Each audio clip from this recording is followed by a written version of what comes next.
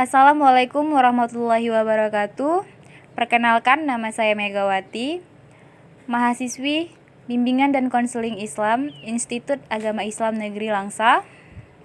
Saat ini saya sedang melaksanakan kuliah pengabdian masyarakat dari rumah berbasis media sosial. Dalam podcast ini, saya akan membahas tentang self-comparison. Self-comparison itu adalah proses seseorang dalam menilai hal-hal yang mereka miliki dalam dirinya dengan orang lain. Hal ini cenderung menganggap dirinya kurang dari orang lain. Self-comparison ini sering terjadi pada generasi milenial. Terjadinya self-comparison ini sendiri melalui sebuah media yang biasa kita sebut dengan media sosial. Misalnya, ketika kita melihat Instagram, lalu kita melihat foto-foto artis, kita langsung berkata, wih, cantik banget nih artisnya. Sementara aku gini-gini aja, gak ada perubahan. Atau ketika kita melihat foto teman kita yang sudah sukses, semua sudah menikah, sementara kita masih kuliah, kita kan seperti merasa kak, wah teman-teman aku sudah pada menikah nih, aku masih di sini, masih kuliah. Itu dia yang dinamakan self-comparison. Jadi, self-comparison ini buruk karena adanya sebagian orang yang membandingkan diri mereka dengan orang lain. Itu malah membuat mereka semakin tidak percaya diri. Di sini saya mau berbagi tips ke pendengar, bagaimana sih cara meminimalisir efek atau dampak negatif dari self-comparison. Yang pertama yang harus kita lakukan, kita itu harus mengenali diri kita sendiri.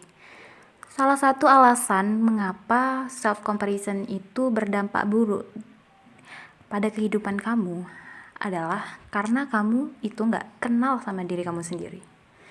Kamu gak tahu apa yang kamu lakuin sekarang.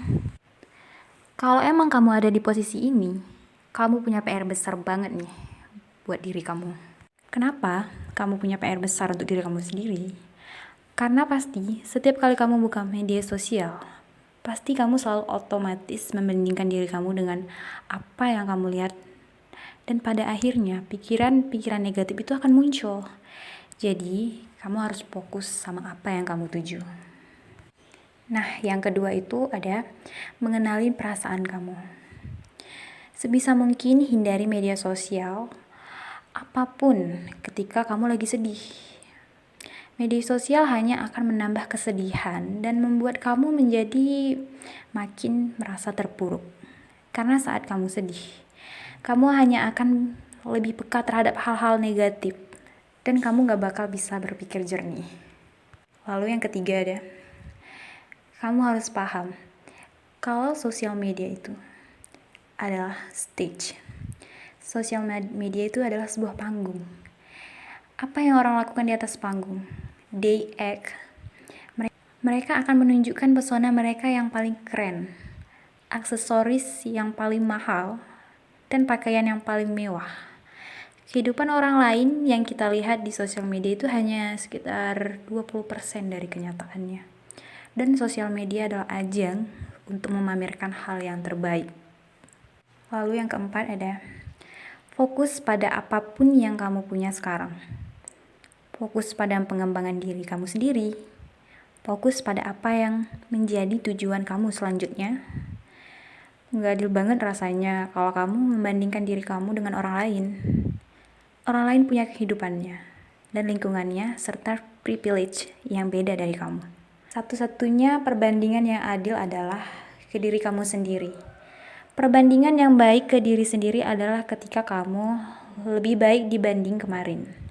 Kamu harus fokus membuat diri kamu bisa lebih maju, mengembangkan potensi yang ada pada dirimu dan apa yang kamu punya. Jadi, sebenarnya penggunaan media sosial ini tidak hanya berdampak buruk pada penyebaran informasi palsu atau semacamnya, tapi media sosial juga berdampak buruk bagi diri sendiri. Semua itu tergantung bagaimana kita menyikapi media sosial tersebut. dan bagaimana kita mengerti diri kita sendiri dan mensyukuri apa yang kita miliki. Saya harap kita semua, generasi milenial, agent of change, dapat menggunakan media sosial sebaik mungkin untuk membagikan hal-hal yang sangat berguna untuk semua orang.